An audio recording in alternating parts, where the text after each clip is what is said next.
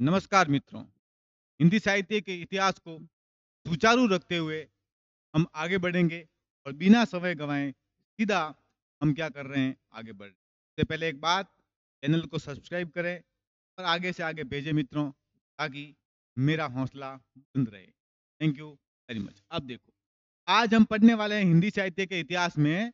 Topic है George Abraham Grierson. इससे पहले हमने गारसा द तासी, गारसा द तासी और हमने किसे पढ़ा था? शिव सिंह सेंगर को, शिव सिंह सेंगर को।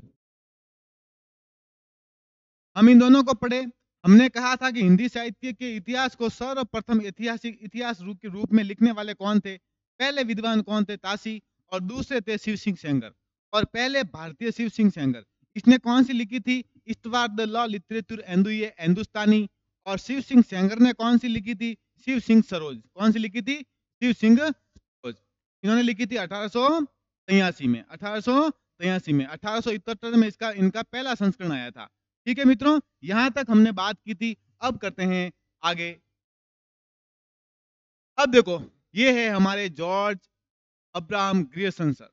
अब देखो, ये हिंदी के, ये बहुत बड़ी बात है कि हिंदी विषय पे लिखने वाले विदेशी विदेशी आदमी भी भारतीय इतिहास को लिख रहे हैं। ये एक बड़ी बात है। अब ये क्या कह रहे हैं देखो, इसमें ये डॉक्टर किशोरी लाल गुप्त क्या कह रहे हैं? कहने वाले कौन है मित्रों? किशोरी लाल गुप्त। ये कह रहे हैं कि ये सच्चे अर्थों में हिंदी साहित्य का सर्वप्रथम इतिहास लिखा। इसके बारे में हमने बात कर रखी है, सच्चे अर्थों में, परंपरागत रूप से, फिर सच्चे और परंपरागत दोनों रूप से। इसके बारे में हमने बात की थी। तो सच्चे अर्थों में हिंदी साहित्य का इतिहास लिखने का काम किसने किया? अब्राहम ग्रियर्सन ने, जो एक अंग्रेजी विद्वान थे, इनके द्वारा लिखा गया हिंदी साहित्य का इतिहास। अब इसको आगे पढ़ते हैं। किशोरी लाल जी कहते हैं कि डॉक्टर किशोरी लाल गुप्त ने हिंदी साहित्य का प्रथम इतिहास, देखो कौन लिख रहे हैं, पढ़ सुन रहे हैं, लेकिन ये किताब किसकी है? किशोरी लाल गुप्त की। ध्यान रखना, डॉक्टर किशोरी लाल गुप्त की किताब है हिंदी साहित्य का प्रथम इतिहास। यह पुस्तक लिखी जो नवंबर 1957 में हिंदी प्रचारक पुस्तकालय वाराणसी के द्वारा प्रकाशित हुई। यह ग्रियर्सन की पुस्तक का हिंदी अनुवाद है। ग्रियर्सन की पुस्तक का हिंदी अनुवाद है। अब इसके बारे में थोड़ा एक बात लिखते हैं। हिंदी साहित्य का प्रथम इतिहास क्या है मित्रों? हिंदी साहित्य का प्रथम, क्या बात इसमें महत्वपूर्ण है? पहली बात महत्वपूर्ण है, किसने लिखी? किशोरी लाल गुप्त। किशोरी लाल गुप्त लिखी का मतलब है इन्होंने क्या, इसमें किया क्या? इन्होंने क्या किया? डॉक्टर जॉर्ज अब्राहम ग्रियर्सन की जो पुस्तक है, उसी का इन्होंने क्या किया? वापिस इन्होंने क्या किया? अनुवाद किया। किसमें किया? हिंदी भाषा में। ग्रियर्सन की पुस्तक का हिंदी में अनुवाद, हिंदी में अनुवाद। अब देखो, ग्रियर्सन की पुस्तक कौन सी पुस्तक हिंदी में अनुवाद किया? तो the modern vernacular literature of northern Hindustan. देखो मित्रों, ये हिंदी साहित्य का इतिहास का प्रथम ग्रंथ, याद रखना है, हिंदी साहित्य के इतिहास का प्रथम ग्रंथ के रचनाकार कौन? किशोरी लाल गुप्त। कौन है? किशोरी। इसमें इन्होंने क्या क्या, ये जो किताब है जिसका नाम है हिंदी साहित्य का प्रथम इतिहास, ये एक अनुवाद ग्रंथ है। इसको हिंदी में अनुवादित किया गया। किसकी, कौन सी पुस्तक का? ये देखो, इस पुस्तक का नाम है the modern vernacular literature of northern Hindustan. ये किसकी है? ग्रियर्सन की। अब ग्रियर्सन की जो ये पुस्तक है, इसका हिंदी में अनुवाद करने वाले कौन है? किशोरी लाल गुप्त। किस नाम से किया? हिंदी साहित्य का प्रथम इतिहास। कैसा इतिहास?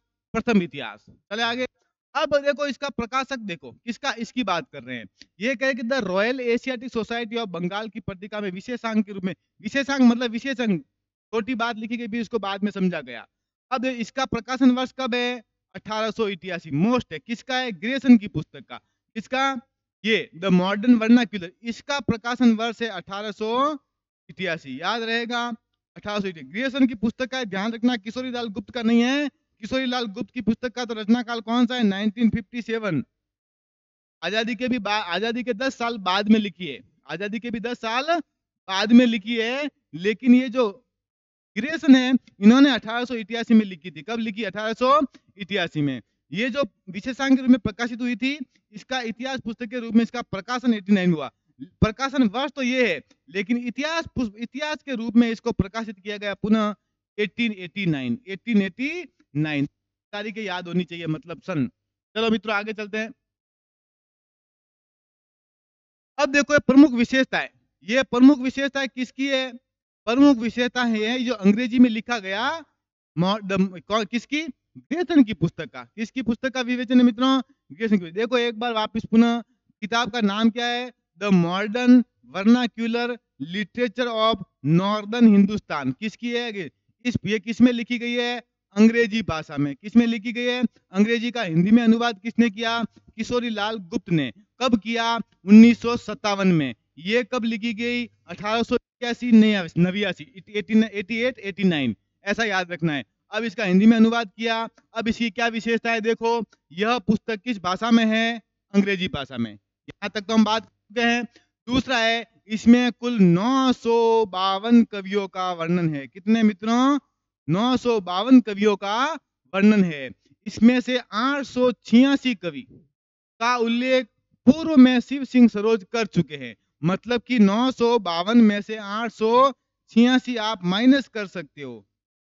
886 लगभग 100 के आसपास कवि इन्होंने जोड़े हैं। मतलब कि 66 नए कवियों का ग्रेसन द्वारा अन्य स्रोतों से ग्रहण करके लिया गया। मतलब कि इन्होंने 952 कवियों का जीवन चरित्र इसमें लिखा है। उस 952 कवियों में से 886 कवि तो किससे लिए गए हैं? पुनः इससे पहले कौन थे? जस्ट पहले शिव सिंह सरोज थे ना, उससे भी पहले गारसादा तासी था, उसके बाद में शिव सिंह सेंगर, उसके बाद में ये। तो शिव सिंह सरोज से इन्होंने कितने कवियों को लिया? 888। 66 कवि जो है नए क्या है, नई जगहों से लेके, नए ग्रंथों से लेके इन्होंने इसमें जोड़ दिया। ठीक है, इसमें केवल हिंदी कवियों को ही स्थान दिया गया। वेरी गुड, ये बात में ध्यान रखना। अंग्रेजी का कवि, लेकिन केवल हिंदी के कवियों को स्थान दिया गया भाई। इसमें केवल हिंदी के कवियों को स्थान दिया गया है। अर्थात किसमें? देखो किताब अंग्रेजी में लिखी हुई है। किताब किसमें लिखी गई है? अंग्रेजी भाषा में। कौन सी है किताब? लंबा नाम है भाई, देखो साफ कहता हूं, याद नहीं रहता है थोड़ा। देखो the modern vernacular literature of northern Hindustan. ये जो पुस्तक है इसमें क्या है? इन्होंने केवल हिंदी कवियों को स्थान दिया, जिसमें संस्कृत, पाली, प्राकृत इनको छोड़ दो। आदि भाषाओं के कवियों को इसमें जगह प्राप्त नहीं है। क्या नहीं है? जगह प्राप्त नहीं है। इसमें कवियों एवं लेखकों को काल क्रम का स्थान दिया गया। वेरी गुड, ये हुई भाई मोस्ट बात यहां पे है। अब तक कवियों का क्रम कैसा था? अकार आदि यानी कि वर्णमाला के अनुसार। इससे पहले दोनों में गारसादा तासी की पुस्तक और दूसरी शिव सिंह सेंगर की पुस्तक, इनमें इन्होंने वर्णमाला के हिसाब से कवियों का क्या विभाजन किया था। लेकिन यहाँ पे काल के अनुसार, ये सही तरीका है भाई। कौन से काल में कौन से कवि हुए, उसके अनुसार कवियों का विभाजन करने वाले पहले आदमी कौन हो गए? फिर पहले आदमी हो गए अपने ग्रियर्सन। कौन हो गए मित्रों? ग्रियर्सन। ये हो गए पहले आदमी। किसके अनुसार? काल विभाजन के अनुसार, समय के अनुसार, कौन से समय में कौन सा हुआ उसके अनुसार। तो पहले आदमी। प्रश्न सीधा सीधा आएगा कि कवियों का विभाजन करने वाला पहले आदमी तो कौन है? गारसादा तासी। काल क्रम के अनुसार विभाजन करने जमाने के किया तो डॉक्टर ग्रियर्सन। किसने किया? Doctor Grierson. डॉक्टर नहीं, जॉर्ज ग्रियर्सन। इसमें कवियों के जीवन चरित्र का वर्णन के साथ साथ युगीन प्रवृत्तियों और परिस्थितियों का भी विवेचन किया गया है। युगीन का मतलब यही है कि जिस युग का यानी काल का, जिस समय उनकी विशेषताएं थी उन कवियों की, उन विशेषताओं को इन्होंने बड़े अच्छे ढंग से उकेरने का प्रयास किया है मित्रों। अब देखो आगे, ये कह रहे हैं कि इसमें हिंदी साहित्य के विकास का क्रम का निर्धारण चारण काव्य। अच्छा, इनकी एक कमी क्या रही पता है? इन्होंने कमी ये रही कि काल क्रम के अनुसार तो इन्होंने किया, लेकिन बहुत ज्यादा काल बता दिए। जैसे आदिकाल, भक्तिकाल, रीतिकाल, आधुनिक काल, 4 भाग है। तो ये एक सीमा है, इसमें हम आसानी से पढ़ने में आसानी होती है, समझने में आसानी। ज्यादा हो जाता है तो फिर वो इसमें डिस्टर्ब हो जाते हैं हम। अब देखो ये क्या कह रहे हैं? विकास का चारण काव्य, धार्मिक काव्य, प्रेम काव्य, दरबारी काव्य के रूप में किया। मतलब इतने इस प्रकार से बांटा है। प्रकार ये 4 नहीं है, ये इनके तरीके हैं। चारण चारण काल को काल धार्मिक काव्य के आधार पर इन्होंने बांटा है, प्रेम काव्य के आधार पर बांटा है, दरबारी काव्य के आधार पर भी इन्होंने क्या किया, कवियों का विभाजन किया है। चले नेक्स्ट। अब देखो, इस ग्रंथ की रचना के लिए ग्रियर्सन द्वारा की गई रचनाओं का आधार ग्रंथ क्या है मित्रों? आधार ग्रंथ अपनाया।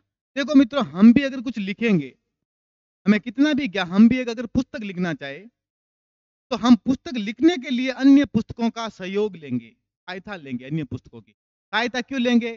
क्योंकि हम 10 पुस्तकें और लेंगे, उस 10 का जो निष्कर्ष है उसको उसमें एक में लिखेंगे और एक को सर्वश्रेष्ठ बनाएंगे। यही बात है ना। अच्छी किताब कैसे बनती है? 10 अलग अलग विभूतियों की किताब को लिया, फिर उस एक में उस सब का सारा सारांश ले लिया, तो उन 10 से ज्यादा क्या हो गई, बेहतर हो गई। ठीक उसी प्रकार ये जो जॉर्ज ग्रियर्सन है, इन्होंने अपनी पुस्तक में क्या किया, अन्य पुस्तकों की सहायता ली, अन्य ग्रंथों की सहायता ली।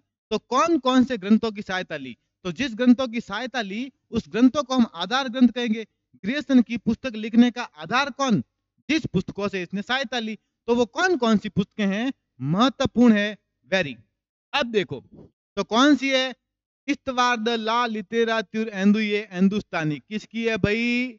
काशी की। गारसा द काशी की। शिव सिंह सरोज, किसकी है? शिव सिंह की, शिव सिंह सेंगर की। याद करो भक्तमाल नाभादास की, याद करो भाई भक्तमाल नाभादास। तो अब बताओ, भक्त नामावली किसकी है भाई? और कवि नामावली किसकी है? मैंने जब भक्तमाल पढ़ाई थी तो साथ साथ में इसका भी बताया था। अब बताओ भाई, भक्त नामावली और कवि नामावली किसकी है? देखो, मैंने कहा था कि दोनों पे भक्त है, यहां पर भी भक्त, यहां पर भी भक्त। कंफ्यूज होने की कोई आवश्यकता नहीं है। भक्त की माला बनाने वाले तो नाभावास है, और नामावली बनाने वाले कौन थे? ये भी दास ही थे, लेकिन ध्रुव दास थे। कौन थे? ध्रुव दास। फिर मैंने कहा था कवि नामावली तो बहुत अच्छे कवि थे, एक सुदन। क्या नाम था मित्रों? सुदन। तो ध्रुव दास और सुदन याद आया। और भक्तमाल के कवि कौन? नाभादास। गोसाई चरित बाबा वेणी माधव दास, हमने अच्छी तरीके से पढ़ा है इसको पहली ही क्लास में। कालिदास हजारा, कालिदास त्रिवेदी। काव्य संग्रह याद करो, काव्य संग्रह और श्रृंगार संग्रह दोनों पढ़े थे। मैंने कहा था काव्य का संग्रह एक ब्राह्मण ने किया था। संग्रह करने का काम कौन करता है? ब्राह्मण, जो महेश दत्त है। कौन है? महेश दत्त। और श्रृंगार संग्रह, मैंने कहा था पहले श्रृंगार करने का अधिकार केवल को होता था, और मुखिया को कहते थे सरदार। क्या कहते थे? सरदार। तो ये जो श्रृंगार संग्रह है, क्या है? श्रृंगार संग्रह, इसको लिखने वाले कौन है? सरदार कवि। याद करो, मैंने कहा था सुंदरी तिलक, तिलक लगाने का अधिकार किसे था? हरि को। हरि यानी भगवान। हरि जो है वो क्या करते हैं? तिलक लगाते हैं, याद रहेगा। विचित्र उपदेश, मैंने कहा नाम भी विचित्र और कविता का नाम भी विचित्र। अब कविता विचित्र, नाम कैसा है? कक छेदी। देखो क्या है? कक छेदी तिवारी। अब देखो राग कल्प द्रुम, कृष्णानंद, ये हमने नहीं पढ़ी थी पीछे केवल हमने ये नहीं पढ़ी, बाकी 9 की 9 हमने पढ़ रखी है। और इसके 10 ग्रियर्सन ने 10 किताबों को अपना आधार ग्रंथ बनाया। क्या बनाया? आधार ग्रंथ। उसमें वापिस इस्तवार द लॉ लिटरेचर हिंदुस्तानी, शिव सिंह सरोज, भक्तमाल, गोसाई चरित, कालिदास हजारा, काव्य संग्रह, श्रृंगार संग्रह, सुंदरी तिलक, विचित्र उपदेश और राग कल्पद्रुम, राग कल्पद्रुम, ये है कृष्णानंद व्यास की। भाई ये याद करना है, कृष्णानंद व्यास की। और ये 9, इसमें से 9 की 9 हमने पीछे इस पे क्या कर चर्चा कर चुके हैं। ये 10वीं है जो याद रखना, कृष्णानंद व्यास की जो है राग कल्प मित्रों। और सब की सब मुझे लगता है याद है आपको, है कि नहीं है? एक बार ले लो भाई, स्क्रीनशॉट लेना चाहो तो। चलो आगे। आगे है देखो काल विभाजन। काल, इनकी कमी क्या रही? मैंने आपको कहा था कि ये जो जॉर्ज ग्रियर्सन है, इन्होंने काल का विभाजन तो किया। अच्छा, किया भी काल क्रम के अनुसार, यहां तक तो ठीक था, लेकिन काल को बहुत ज्यादा भागों में बांट दिया। जो इनकी एक कमी रही, इनकी एक त्रुटियों में गिना जाता है, इनकी एक कमी में गिना जाता है। बात क्या है, देखो 12 पॉइंट बन रहे हैं, कितने 12, तो 12 काल विभाजन कर दिए, ये ज्यादा है, क्या है, ज्यादा। तो जॉर्ज अब्राहम ग्रियर्सन द्वारा अपनी पुस्तक को कितने अध्यायों में बांटा गया मित्रों, 12 अध्यायों में, कितने, 12, याद रहेगा, 12 अध्यायों में विभाजित किया था, जिसमें इन्होंने कवियों को उनके काल क्रम के अनुसार स्थान दिया, उनके काल क्रम के अनुसार स्थान दिया। और ये ऐसा काल क्रम के स्थान देने वाले कौन से कवि है, पहले कवि, कौन से हैं, पहले कवि। इन्हीं 12 अध्यायों में ग्रियर्सन का काल विभाजन माना जाता है। और ये जो 12 अध्याय लिखे थे इन्होंने, कितने अध्याय लिखे, 12, और यह अध्याय को ही इनका क्या मान लिया गया, विभाजन मान लिया गया। क्या मान लिया गया, इन्होंने एक पुस्तक लिखी, उस पुस्तक को 12 अध्यायों में बांटा गया, 12 अध्याय उस पुस्तक में, और 12 के 12 जो अध्याय है वो इनके काल विभाजन भी माने जाते हैं। तो देखो इन्होंने चारण काल सबसे पहले और मोस्ट है, सीधा आएगा कि प्रारंभिक काल को चारण काल कहने वाले कौन है, प्रारंभिक काल को चारण काल कहने वाले कौन है, तो आंसर होगा जॉर्ज अब्राहम ग्रियर्सन। ठीक है, इन्होंने इस चारण काल को 700 ईस्वी से 1300 ईस्वी तक माना, सन 700 से लगा के 1300 ईस्वी तक इन्होंने कहा कि ये समय जो है वो चारण काल है। कौन सा है, चारण काल। फिर उन्होंने कहा 15वीं शताब्दी का धार्मिक पुनर्जागरण, जायसी की प्रेम कविता, जायसी की प्रेम कविता, ये है मलिक मोहम्मद जायसी। कौन है, ये मलिक मोहम्मद जायसी है मित्रों, समझो इसको भी थोड़ा। ये मलिक मोहम्मद जायसी है, सन 1540 में, सन 1540 में इन्होंने एक किताब लिखी थी पद्मावत। क्या लिखी थी, पद्मावत। और ये शेर शाह के दरबारी कवि थे, शेर शाह के दरबारी कवि। इनको हो गया था मित्रों चेचक, क्या हो गया, चेचक। उसमें ये एक आंख चली गई थी, इनकी एक आंख चली गई। जायसी है, जायसी ने सन 1540 में एक रचना की पद्मावत, और पद्मावत किस पे लिखी है, आपको पता होगा, अपने रतन सिंह पद्मावती, कुछ याद आया। और ये शेरशाह सूरी के कौन से कवि हैं, दरबारी कवि थे। इनको बीमारी हो गई थी चेचक, इसकी वजह से इनकी एक आंख से ये क्या हो गए थे, काने हो गए थे, एक आंख इनकी क्या हो गई थी मित्रों, खराब हो गई थी। और इन्होंने पद्मावत जब लिखी तो इनके साथी मुसलमान भाइयों ने इनका विरोध भी किया था। अब देखो ब्रज का कृष्ण संप्रदाय, ये 1500 से 1600, मुगल दरबार, मुगल काल आ गया भाई। फिर तुलसीदास जी को पूरा का पूरा एक काल में बांटा गया। फिर रीति काव्य, ठीक है, 1500 से 1600, पराणु, तुलसीदास के अन्य परवर्ती कवि, यानी कि तुलसीदास का तो हो गया, तुलसीदास जी के बाद में और कौन से कवि हुए वो। उसके बाद में महारानी विक्टोरिया के शासन में हिंदुस्तान, ये भी एक काल विभाजन किया। कंपनी के, देखो महारानी विक्टोरिया के शासन में भी काल विभाजन हो रखा है, और कंपनी के का शासन में हिंदुस्तान। कंपनी का कौन, ईस्ट इंडिया कंपनी। कौन सी कंपनी मित्रों, ईस्ट इंडिया कंपनी। ठीक है, फिर 18वीं शताब्दी आई, 18वीं शताब्दी, उसमें और एक लास्टवा था इसका विविध। विविध का मतलब कोई भी जो पीछे बचा है उसको इन्होंने इसमें साथ में क्या कर दिया, ले लिया। तो मित्रों मुझे ऐसा लगता है कि इसको आपका स्क्रीनशॉट लेना चाहिए, जायसी को थोड़ा याद रखना, भूलना नहीं है। चले आगे मित्रों, चलो फिर इसमें एक नोट लिखा है, क्या है, नोट। नोट ये है, इस काल विभाजन में वैज्ञानिकता का अभाव है, बिल्कुल अभाव है, अभाव है ना। इनके जो अध्याय थे उन्हीं को कालक्रम मान लिया गया, और वैज्ञानिकता के हिसाब से अगर विज्ञान की दृष्टि से देखें तो एक सीमित सीमा होनी चाहिए, एक तरीका होना चाहिए, तो वह सही और सटीक हो जाता है। इसमें बिल्कुल भी दिमाग का प्रयोग तो किया है, लेकिन ज्यादा इस पे ध्यान नहीं दिया। अध्यायों की संख्या अधिक होने के कारण इस काल विभाजन का मानना उपयुक्त नहीं है। इसमें क्या है, अध्याय कितने हैं मित्रों, 12, और 12 संख्याओं के अध्याय और 12 अध्यायों को काल मान लो, काल क्रम के अनुसार मान लो, इसका विभाजन मान लो, तो ये क्या नहीं है, सटीक नहीं। इनके शीर्षक मात्र कहा जा सकता है, केवल ऐसा कह सकता हूं कि ये शीर्षक है। शीर्षक का मतलब क्या, टाइटल, टाइटल हेडिंग, ठीक है ना। दूसरा क्या कह रहे हैं, इसमें 14वीं शताब्दी के संबंध में कुछ नहीं कहा गया।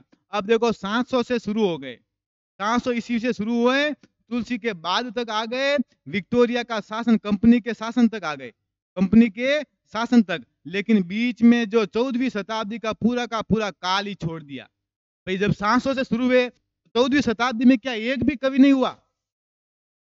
एक तो हुआ होगा। इन्होंने पूरी 14वीं शताब्दी यानी कि 100 साल में एक भी कवि नहीं बताया। तो ये इनकी एक बहुत बड़ी कमी रही। किसने? ग्रियर्सन ने। किसने मित्रों? ग्रियर्सन। चले आगे। नेक्स्ट है विशेष तथ्य। ग्रियर्सन की ही बात कर रहे हैं। इसकी बात कर रहे हैं ग्रियर्सन। अब देखो ये क्या कह रहे हैं कि जॉन अब्राहम ग्रियर्सन ने हिंदी को अंग्रेजी द्वारा आविष्कृत भाषा कहा।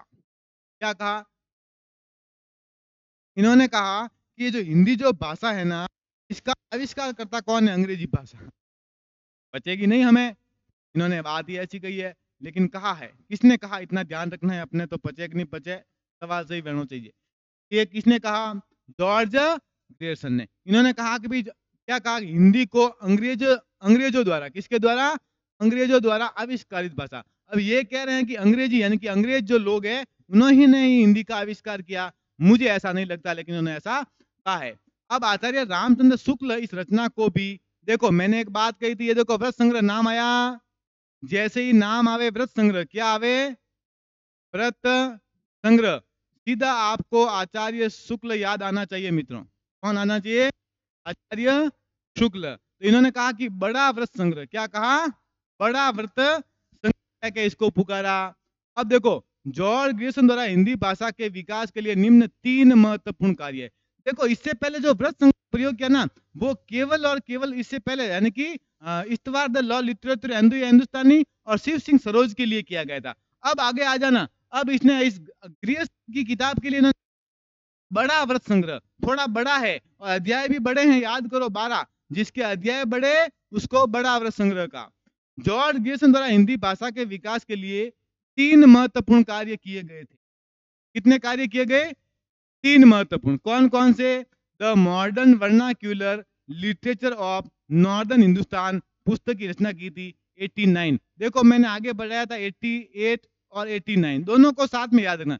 परीक्षा में मित्रों अगर ये हो तो ये ज्यादा सही है और ये हो तो ये भी सही है। प्रकाशित इन्होंने यहाँ करा दी थी, इन्होंने यहाँ वापिस पुनः ढंग से प्रकाशित करवाई। तो इन्होंने किताब लिखी the modern vernacular literature of northern Hindustan. दूसरा क्या काम किया? भारतीय भाषाओं का सर्वेक्षण किया इन्होंने। क्या किया? भारतीय भाषाओं का सर्वेक्षण, यानी कि इस किताब, ये भी एक किताब है लिंग्विस्टिक सर्वे ऑफ इंडिया। ये भी किसकी है? लिंग्विस्टिक सर्वे ऑफ इंडिया किसकी है? ग्रियर्सन की। 1902 से लगा के 1909 ईस्वी तक। कब तक किया इन्होंने? इन्होंने 1902 में शुरू किया। इस पे करने के लिए भारत की जो भाषाएं हैं उस भाषाओं पे इन्होंने क्या किया? रिसर्च किया। 1902 में शुरू हुए, 1909 तक ये रिसर्च करते रहे। अंत में इन्होंने संग्रह का एक नाम रखा, वो रखा linguistic survey of India. Linguistic survey of India. अब देखो इन्होंने क्या किया? तुलसी का वैज्ञानिक अध्ययन भी किया। तुलसी कौन? तुलसीदास जी का इन्होंने वैज्ञानिक अध्ययन किया। 1886 ईस्वी में से लगा के 1921 तक केवल तुलसी पे इन्होंने क्या किया? रिसर्च किए। नेक्स्ट नोट कि ग्रियर्सन ने गोस्वामी तुलसीदास पर कुल 12 निबंध लिखे। वाह, मोस्ट बात है भाई। केवल तुलसीदास पर जॉर्ज ग्रियर्सन ने 12 निबंध लिख दिए। कितने? किस पे? केवल तुलसीदास जी पर। किसने लिखे? तुलसी। प्रश्न कि तुलसीदास जी पर 12 निबंध लिखने वाले कौन? ग्रियर्सन। ग्रियर्सन ने किस व्यक्ति पर, किस कवि पर 12 निबंध लिखे? तो तुलसी। ठीक है। इसका सर्वप्रथम वाचन प्राच्य विद्या विशारद सभा वियना में किया। और इस 12 ग्रंथों को पढ़ा कहां गया? वियना। कहां पढ़ा गया? वियना। अलग राष्ट्र है भाई। ग्रियर्सन ने 1889 में रामचरितमानस की 126 प्रकाशित और हस्तलिखित प्रतियों के आधार पर रामचरितमानस का संपादन करके खड़ग विलास प्रेस बांकीपुर पटना से प्रकाशित करवाया। कोई बात नहीं, 1889 में इन्होंने क्या किया? रामचरितमानस की प्रतियों को बंटवाया और प्रकाशित करवाया। बस इतना ख्याल रखना है। अब देखो इसकी विशेष उपलब्धि क्या है? 16वीं शताब्दी 17वीं शताब्दी के युग अर्थात भक्ति काल को, क्या कहा? भक्ति काल को हिंदी साहित्य का स्वर्ण काल कहने वाले सर्वप्रथम इतिहासकार George Grierson. Very very important. भक्ति काल को किसका क्या कहा इन्होंने? भक्ति काल को हिंदी साहित्य का स्वर्ण काल कहने वाले पहले व्यक्ति जॉर्ज अब्राहम ग्रियर्सन। मैं फिर कहता हूं, सवाल आएगा परीक्षा में, भक्ति काल को हिंदी साहित्य का स्वर्ण काल कहने वाले जॉर्ज अब्राहम ग्रियर्सन। ठीक है, याद रखना, परीक्षा में आएगा। और ये ऐसे पहले व्यक्ति हैं, ऐसे पहले व्यक्ति है। भक्ति काल को और भी लोगों ने स्वर्ण काल कहा है, लेकिन पहली बार किसी ने कहा है तो वो कौन है? ग्रियर्सन। चलो मित्रों, ठीक है मित्रों, एक बार इसका स्क्रीनशॉट लेना चाहो तो ले सकते हो। ठीक है, आज के लिए इतना ही। आज हमने जॉर्ज ग्रियर्सन को पढ़ा है। इसके लिए, इसके साथ ही मैं आपसे विदा लेने से पहले पुनः वही बात कहूँ, डाटा नाडा जो धर्मशाला के सामने अजंता ऑफलाइन बैचेज चलाते हैं, प्रतियोगी परीक्षा से राजस्थान, उन सभी के लिए यहाँ पे ऑफर के साथ ऑफलाइन क्लासेस चलती है। आप चाहे रिट की तैयारी कर रहे हो, फर्स्ट ग्रेड की कर रहे हो, सेकंड ग्रेड की कर रहे हो, एसआई की कर रहे हो, या सीईटी, विशेष करके फिलहाल सीईटी में नंबर लाने बहुत अनिवार्य हो गए हैं। सीईटी एक परीक्षा, बाकी सब परीक्षाओं को साथ में लेकर चलती है, उसमें नहीं आए तो आप बिना कारण, अकारण ही आप क्या हो जाओगे? अयोग्य घोषित हो जाओगे। इसलिए अगर आपको तैयारी करनी है तो यहाँ पे पधारिए, आपको फीस में डिस्काउंट मिलेगा। तथा अगर कोई विद्यार्थी आर्थिक स्थिति से कमजोर है तो उनका भी विशेष ख्याल रखा जाएगा। मैं आपको नंबर लिख देता हूं, अगर आप आना चाहो 9002220081 या फिर 41, बाकी सेम है, इस पे कॉल करके आ सकते हैं। इसी के साथ में आपसे विदा लेते हैं। धन्यवाद so much।